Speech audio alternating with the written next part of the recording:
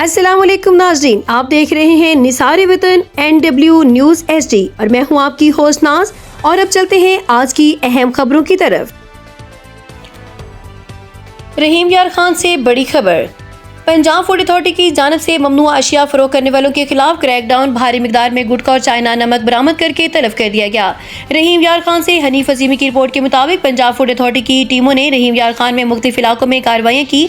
तर्जमान food authority के मुताबिक main बाजार खानपुर, घंटा घर चौक और KLP रोड पर छापों के दौरान 5400 गुटखा साशे और 10 किलोग्राम चाइना नमक कब्जे में लेकर मौके पर तलब कर दिया गया।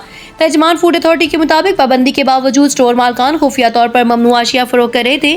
कार्रवाई के दौरान 3 स्टोर मालकान को मजमूई तौर पर 88,000 रुपये जुर्माना भी आयद किया गया। तर्जमान का कहना है कि चाइना नमक का इस्तेमाल हाई ब्लड प्रेशर का सबब बन सकता है, जबकि गुटखा मुंह के कैंसर जैसी मूजी बीमारी का बायस बनता है। पंजाब भर में गुटखा और चाइना नमक की फरोख्त पर मुकम्मल पाबंदी आयद है और खिलाफ वर्जी करने वालों के खिलाफ सख्त कानूनी कार्रवाई जारी रहेगी।